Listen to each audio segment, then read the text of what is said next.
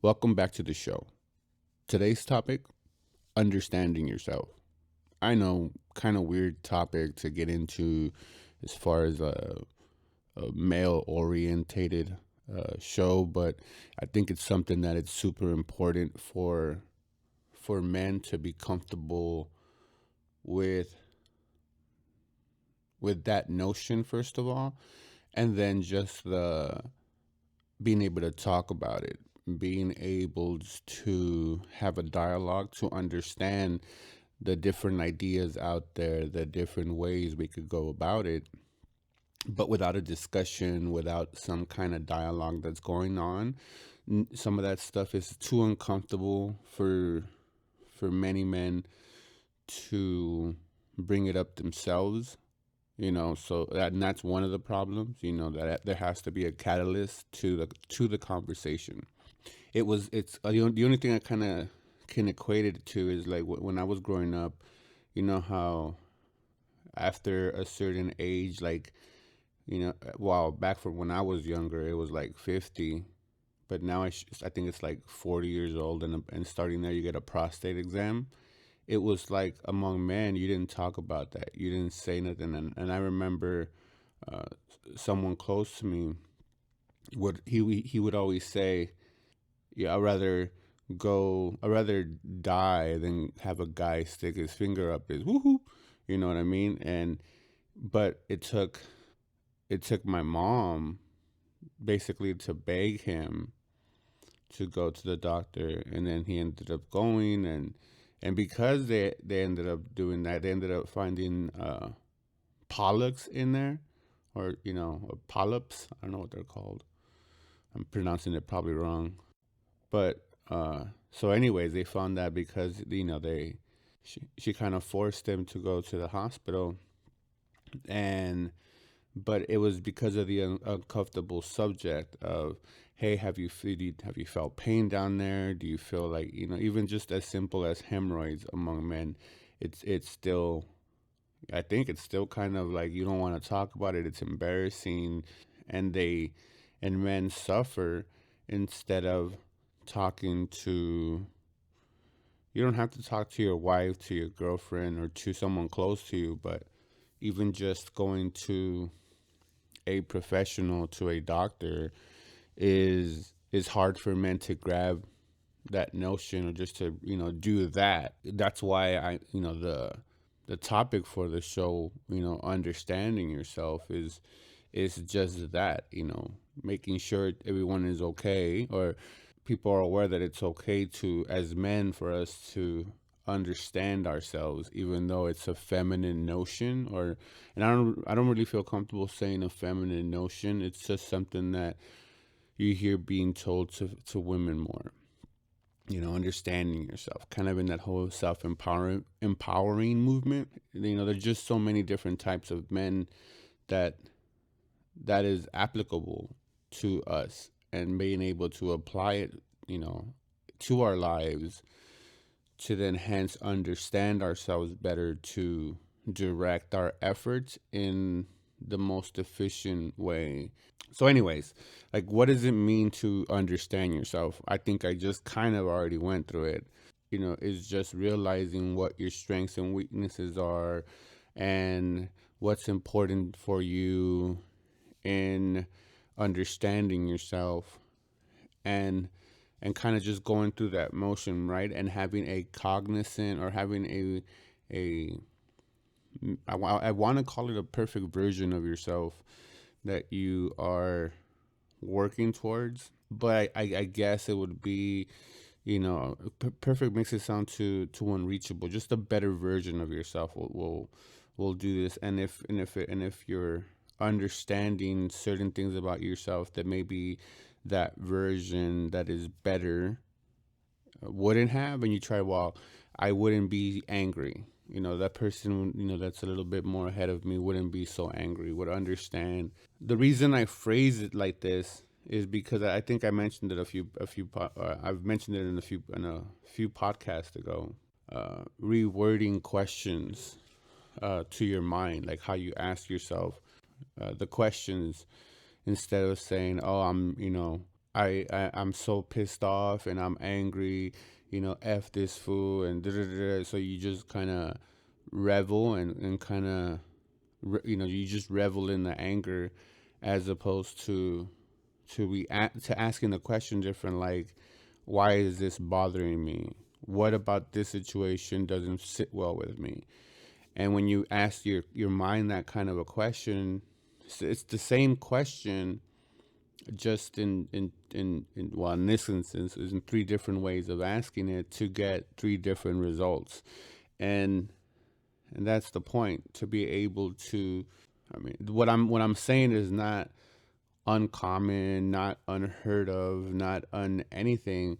My, if you want to call it regurgitation or whatnot, I think it's common sense. But as the popular phrase goes, is that common sense ain't so common anymore. Um, and society proves that every day, that maybe this isn't the normal way that people should think. Anyways, so my whole thing is about making sure you ask yourself a different kind of a question than what you've been asking yourself, so you could get some different kind of brain power, some kind of different kind of outcome, just by the way you phrase it. But understanding yourself better, especially as men, as to our physically, our money, our surroundings, and understanding. I mean, and that's the thing. I put those out, and I've also mentioned these in other podcasts, as far as exterior parts. But even in ourselves, is understanding what turns us on, what turns us off, what motivates us, what doesn't motivate us, where our weaknesses are, and what hurts us the most. And being able to identify that these are important aspects in yourself, then being able to then project them onto other people. But not, the whole point of that is that you're then giving not only yourself the self love and standards to, and what's important to yourself, then you're being respectful to the other person's time, because now your expectations are narrowed down, are focused. So then the other person can then get a good, not a good roadmap, but your standards, your boundaries, what makes you feel good, what doesn't make you feel good. And then they could try to hold up to their end, to value those standards and boundaries that you have set, and is willing to work within those parameters. Or she doesn't, or they don't, depending if it's a work, friend, family, or colleague. The more you understand yourself, the clearer people will be at how they approach you, at how they interact with you, and what kind of things they can or cannot get away with. And that's why understanding yourself matters. You just have a better operating system, or a self-awareness of your operating system, and how users are gonna not have a good experience if they don't follow that operations manual and stuff and such. I hope everybody got that analogy right. You're gonna have a bad idea, or a bad experience, if you go against what something was created for, or what their standards are. If i meet a if i meet a girl, and she doesn't like uh horror movies, and all I do is take her to horror movies. I mean, at some point, I mean, it's a pretty mild thing, but if if I really cared about her, I would probably avoid, maybe one as a joke, whatever, haha. But if I continually do something to against someone's wishes, on her end, she should uphold her boundaries and say, well, he's not respecting the fact that I don't like scary movies. And she's gonna obviously, she told me she doesn't like scary movies, but I went ahead because I like scary movies, and I'm the man, and I'm gonna take her to the movies anyways. So she's gonna do it. She's gonna go to the movies what I want to choose anyways. So I'm gonna have a great experience, right? But even then, my girlfriend experience, or the girl that I'm with on a date or whatever, she's gonna be in a foul mood. So even in that aspect, it's gonna be a bad experience, and definitely for her, because she's not upholding her standards, values, and boundaries. she's going to obviously have a bad experience. So that's why I said that, that's why you have those standards and boundaries, so you could just cut it off real quick, and then find someone that wants to play within those limits. So then both parties are having an enjoyable time. And this is, not only romantically, professionally, and just in overall life. The more you understand, again, what you like, what you don't like, what your turn offs, what your turn offs, what is the least you could settle for financially, where you're striving for, kind of, you know the same thing with foods. We do it all the time. Like, everybody has a special food from a place, from a certain thing, you know that they like. So you understand that if someone says, "Oh, I know there's really good wing stop or wing place to go to," and you love chicken wings, the odds of you going, "Oh, hell yeah, let's go," is through the roof. I mean, it's close to like 86% or something like that, that people will, gravitate if you have I want to say a fascination, but let's just say you have a liking for chicken wings or certain foods. The likelihood that if someone suggests to eat that food is super high. So, I mean, of course, the reason I bring that up is because you understand what you like. You love chicken wings. So if someone suggests that, you understand, you know yourself well enough that you're gonna go. Yeah, the wings might suck, and yes, you might have a bad experience, but that's where that, you know, 13, 14% maybe will be your little, depending on where you go. But for the majority, for the vast part, you're going to enjoy it. They might not be the best wing, but you'll be like, "Oh, they were good, but not that great. I've had better." Because you're always going to judge it on the what your mind deems the best. But point being is that you understand yourself well enough in just that little example that you're gonna be just like, yeah. So that's the thing. The interaction was just positive and quick because there was mutual, something that automatically attracted you to, hey, chicken wings was in this instant. Let's go get some food. And it's, I'm using a man as an example, like, bros getting chicken wings.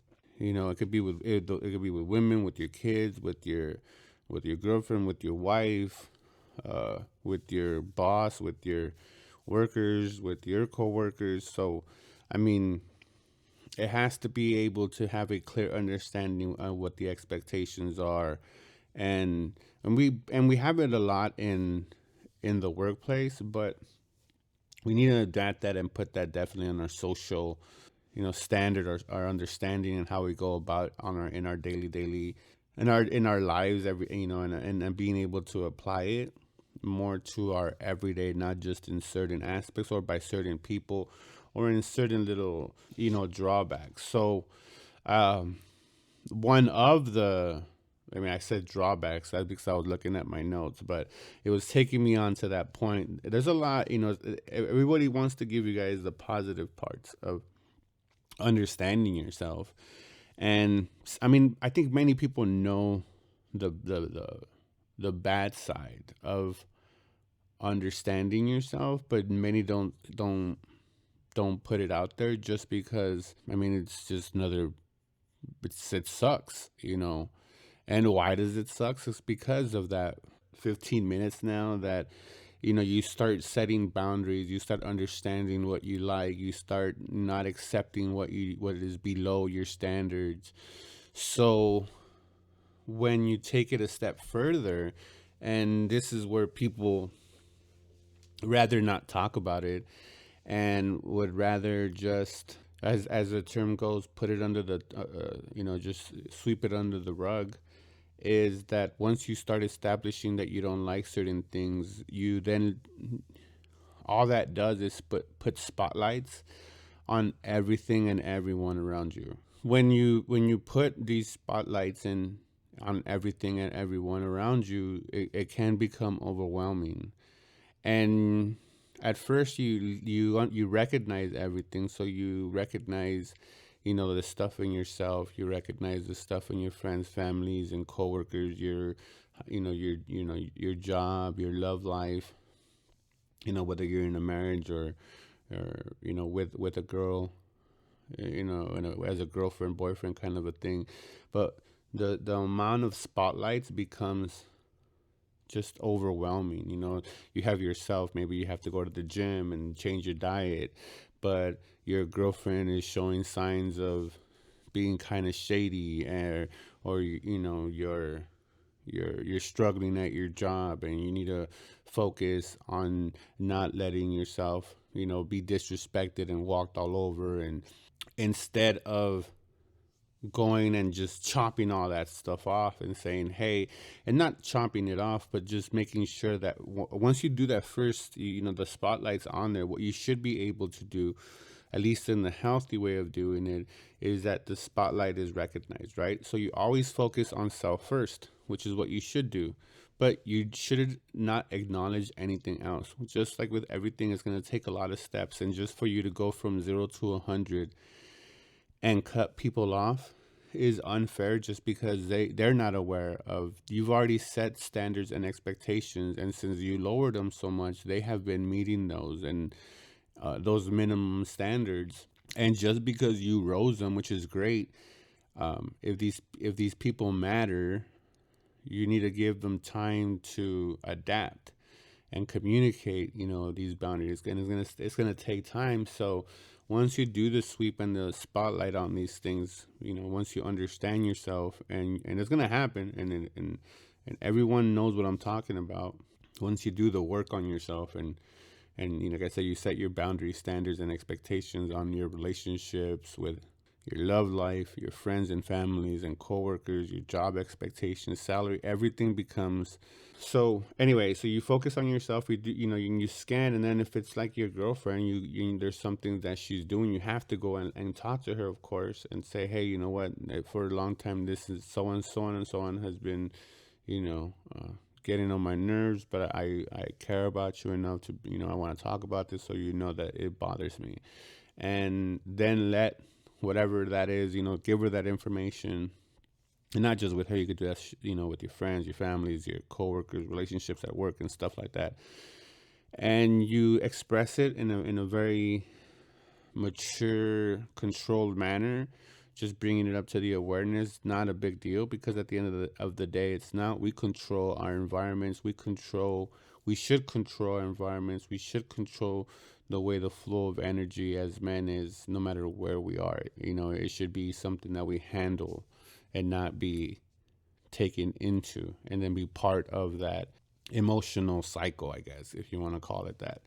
It's really hard, right? So anyways, I was saying, you want to at least make sure you let people know, or in your life, and especially in yourself, and give yourself an opportunity. Just like if it was with yourself, with your diet, you can't go from eating unhealthy to eating healthy the next day, because the odds are you're going to fail. And that's why you have stuff not working, because we want stuff to happen really, really quickly, not knowing that it took a long time to get to the fucked up state that we were in. So it's gonna take a while for us to get out of that. But that's not an excuse to allow people and yourself to fall into habits or things and repeat those, and just saying, well, it's hard, or hey, I'm giving them time, because then you're just making excuses. After a certain short period of time, because if people care, they'll change.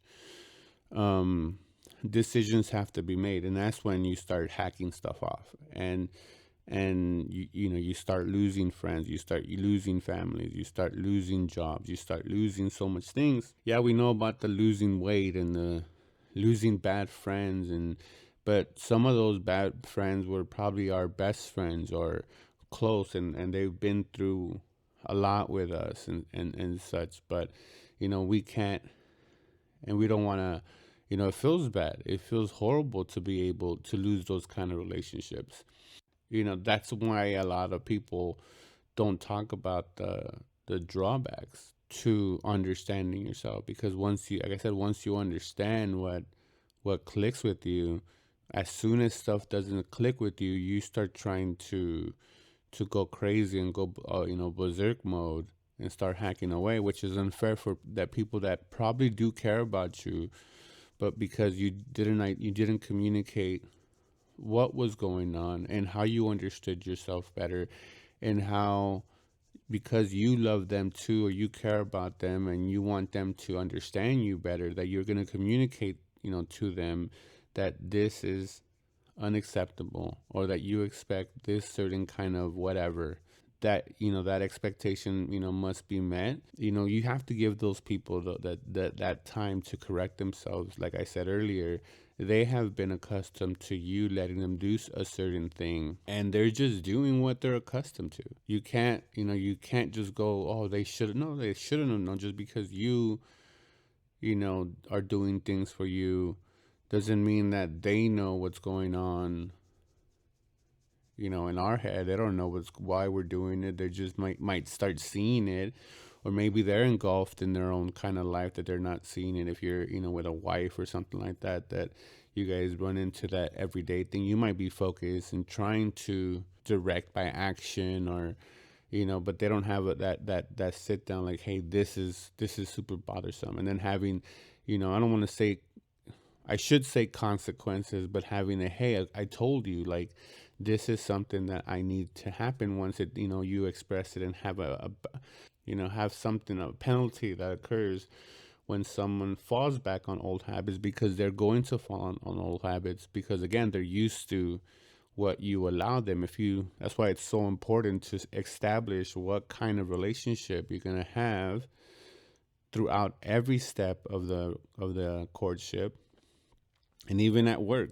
From the initial taking on a job, if you're just taking a job for the money and don't care about the culture, then you can't complain that what kind of culture is there, because that wasn't your expectation. They might have told you, you might have seen how it was so small, or certain things, the way the manager talked when you were, or the way the interview went.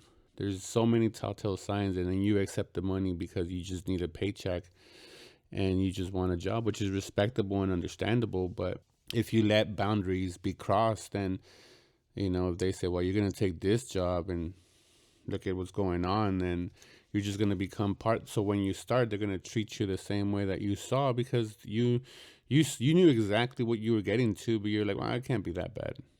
You know, it's probably, it came in a bad day or something, apparently. But and that's when you hear those stories where they work, and then they're like gone within like 2 days, because they realize that, nope, it wasn't all a facade. It was for sure. And then they end up quitting, and they justify it, even though I'm like, hey, you accepted the job. If you're gonna quit, give them your 2-week notice, and always leave respectfully, and never take it personal, and at least you get 2 weeks out of it. And I know sometimes you say, oh, it's 2 weeks, but I don't know. I've always been in the mindset of giving your 2 weeks and leaving out, so when you go on to your next job, because it was it's not so common now, but before they would ask me, like, why did you leave, or did you leave on good terms with your job? And I was like, yeah, I gave them 2 weeks. And and it used to even be in our in the application, like, did you quit, or did you did you walk away? Or some questions would be like, if you wanted your job back from your previous employer, could you go back? Stuff like that. And I was like, whoa. So, and these were some questions on applications. So, and I back then, now I used to think that, why are you just fucking yourself off? Well, for quitting like that, you give your 2 weeks before you do. Even though there is some jobs, don't get me wrong, that you just gotta just step away and quit on spot. And I'm guilty of it myself. Walking away from a job that I was just like, within 2 hours, I knew, like, yep. So it's definitely, there's a ton of drawbacks. Quitting. Looking for another job. Whether finding some environment. You might be comfortable with your coworkers, but you're uncomfortable with your salary, and you just got to look for another job. So there's so many drawbacks to understanding yourself, and no one wants to talk about that, because, or they do talk. I mean, I don't want to say no one talks about it, because again, there's plenty of people that talk about it, not enough. But there's people that talk about the drawbacks of understanding yourself, because it's just hurt. It's a lot of hurt. It's a lot of pain. It's a lot of attachments that we currently are a hold of, that we have to detach from, right? And that's where the benefits, I mean, everyone hears the benefits. Like, well, once you understand that you want to be fit, you go to the gym and you work out. And once you understand, financially literate and how to save, you're gonna be able to save this and invest this and retire early.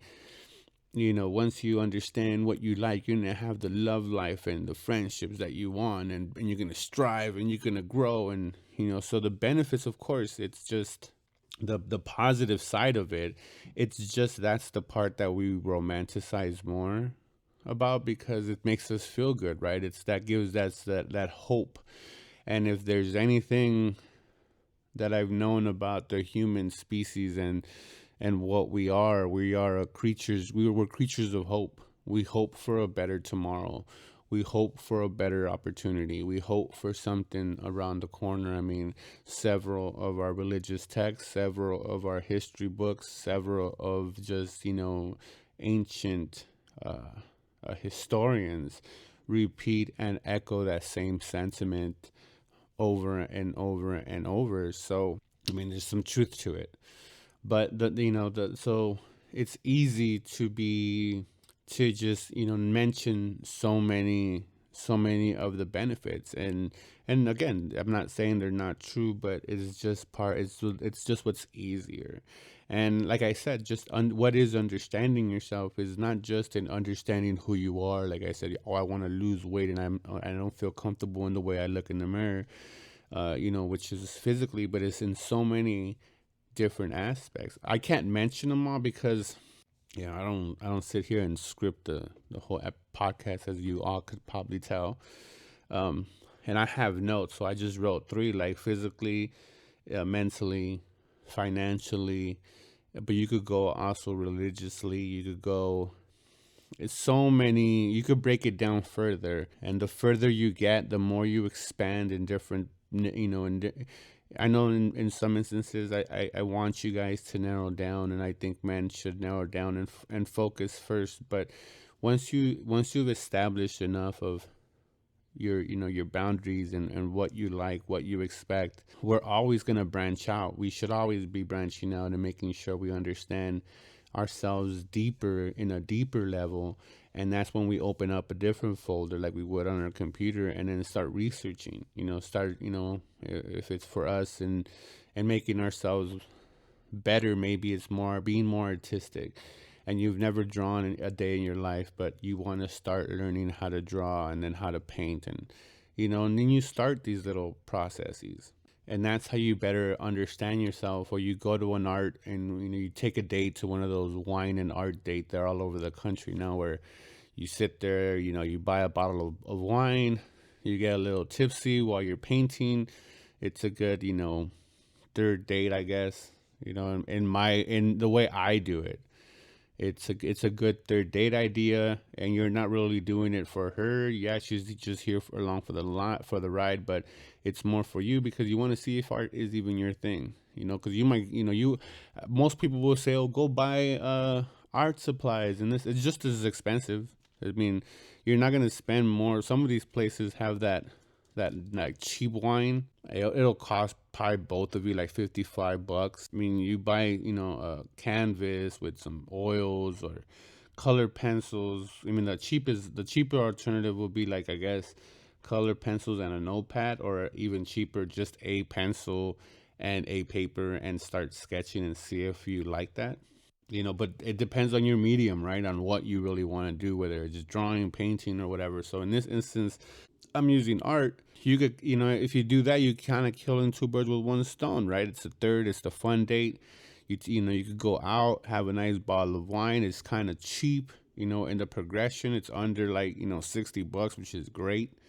It's gonna be like an hour or 2 hour thing with someone. And if you have a nice attractive woman with you, it's just even better, and it's gonna enhance your experience a little bit more, and you're gonna have a little bit of fun. And you're gonna be doing painting, and you're gonna figure if it's something that you're good at, something that you even want to pursue. And I'm not saying, oh, well, after one experience you're gonna then want to go out and buy all these art supplies and become the next great Picasso. it could lead to maybe a future date again, that you try it again and see if these skills kind of work.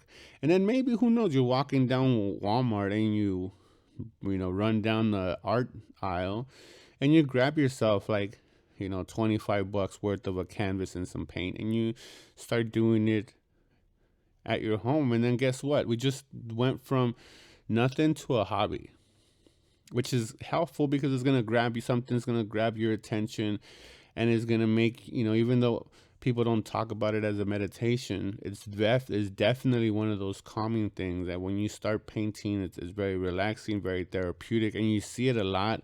And it's kind of it's a sad thing that they do. I mean, I get that. Well, I want to say base. I can't talk all of a sudden. Best case scenario, when you see that kind of scene in Hollywood, I want to believe that they're doing it out of good heart. Like, hey, look how therapeutic this is. But when you look at like mental institutions and mental hospitals, you see them painting.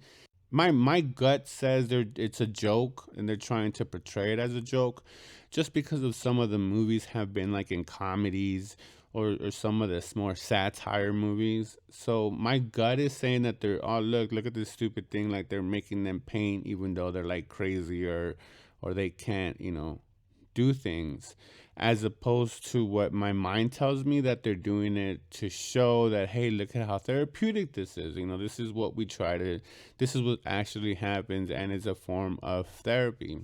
And I know there's many people that agree, but I don't think a lot of people, or more, the most, or that's the majority. And I know I went off on just painting, but that's just because I randomly chose that one and went down a rabbit hole that I probably shouldn't have gone too far deep into. But anyway, so it could lead from something, like I said, when you're dating and meeting someone, a fun date, that it becomes just a thought that, hey, I want to learn, I want to get into painting, and how you could lead to progression in thought and action, that it could lead to a fun hobby that's going to help you become a better man, and it's going to make something, make you more interesting, make you more well-rounded. And when you bring someone home, or when you talk in conversation on a date, they're going to be like, oh, this is awesome, who painted this? Oh, I did. Oh my god. Or you have it out, and it's going to be a natural conversation starter. And it's those kind of things that we used to learn back in my days, that would be those honeypots, those attractions, those kind of conversation grabbers that will, when you would bring, finally, progress the date to bringing them home, where they would ask these, oh, like, if you're a musician, you would have like a guitar, a piano, or whatever, and oh, you play the instrument, oh yeah, let me play you something. And it was just easier that way. And not just with women, I know I'm using it with women, but when you have friends that come over, when you have just visitors to your place, or when you're, especially now, everybody videotapes themselves, and you might be out somewhere, and you might be really good at playing the guitar, and it might be at a work function. Oh, yeah, I play that guitar and whatever. And I mean, I only say this because it happened, where this person said that he played instruments, and he brought it up, and it was at a Christmas party, and we didn't believe him. And sure as hell, he brought out his phone, and he goes, oh, here I am. And we were like, oh, okay. So I've seen it done, where it could lead into conversation. And trust me, for him, it grabbed him a lot of attention. And he even entered the company. He didn't win, though, because he lost to two singers. But he ended up getting like $50. But anyways, so there's a ton of benefits. And, like I said, uh, the more you get in depth, the more, and like I said, that's just one example of how you could go deeper and deeper into something. Like, you might like hobbies, but you might want to branch out in hobbies.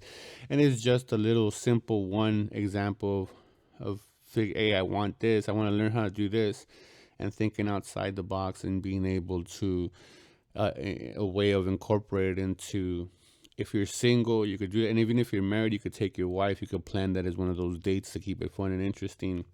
If you're a boss, you could even probably plan that as one of those bonding. Depending, you don't want to send a department of like 150 people, because that will bankrupt you. But if you have a department of, like, say, 3 or 4, it might be something that you want to take them out there. That's a great idea, to send them out there in an afternoon. Obviously, no drinking and driving. Maybe Uber them or whatnot, or something to that effect. I'm not condoning any drinking and driving. Uber safe, but it's one of those good things that you could probably, have a bonding. But anyways, so I know I was saying because I did, only physically, mentally, and excuse me, financially, but it could be so much. And if you want to get more detail in that, of course, great, because again, there is no drawback to you understanding yourself better, and the more detail you can be, it is just the better experience you're gonna have, and then hopefully the person that understands that is gonna have a great experience along with you in every aspect of our life, because we've already, that's just, we understand ourselves. And just the last point I want to get is the last thing I wrote on my notes, which was, I put, you will never fully understand yourself because we will change in time. So what I mean to say is that we're always changing. We're never going to fully understand ourselves 100%, because what I like right now might not be what I like in 2, 3 years, 4 years, 10 years, so on. So I need to always be understanding in myself and be cognizant in myself to always make sure, whether you want to do it yearly, every 2 years, every 3 years, go back and see if you like some of these things, if some of the, if the standards and values that you had 10 years ago or 5 years ago or last year are still upholdable today. If I'm being honest, it should never be the same after any year. I mean, once you reach a pinnacle of maybe like financially, emotionally, and you're just, you're succeeding at the highest level, because obviously you cracked the code at something if you're hitting on all these cylinders. But for the majority of us, we want to make sure that it should never be the same, because we're always getting better, we're always branching out, we're always self-developing, we're always, making sure our boundaries are never crossed, that our standards are being upheld in every aspect. So at the end of every year, every 2 years, every 3 years, when we do an evaluation, it should never be the same, because we got a little bit evolved. And even when you in this, I'm saying it in a, hey, we're gonna add, but sometimes understanding yourself, like I said, in the negative part of it, is subtraction, is addition by subtracting, right? So in some instances, you might have to delete and subtract people from your life, and situations from your life, to bring that positive effect in your life. We need to keep that cognizant that it might have been a tough year. Like for me, well, yeah, this year has been not I want to say it was been tough for everyone. 2020, I had to delete and take away a lot of things that were acquaintances, or a lot of situations, a lot of just bad habits, a lot of just negative stuff, and it hurt me to lose a lot of these people, but boundaries were being crossed and stuff that wasn't being upheld. And it had to be, that hurt me. It hurt me a lot, but the benefit from that has been like night and day. And I knew that, going in. That's why it sucked. Trust me, it sucked. I wish it was different, because some of the situations were pretty awesome. Some of the people were pretty dope, but it wasn't worth it, for myself. Going into it, I knew that if I did this, that certain aspects in my life would change.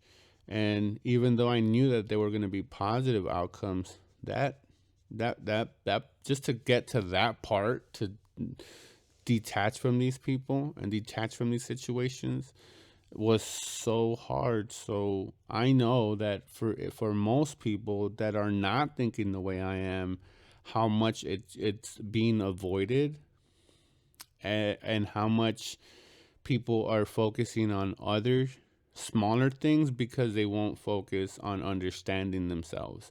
And they won't, because once you understand yourself, it leads you right up to the doorstep of action. And that's when people just rather not have actions and throw shade and throw innuendos and hope that the other person or the other people get the signals. And most don't, because none of us are experts in signals. But the sooner you understand yourself, the more you understand yourself, just the better experience we're gonna have as men going, navigating through life.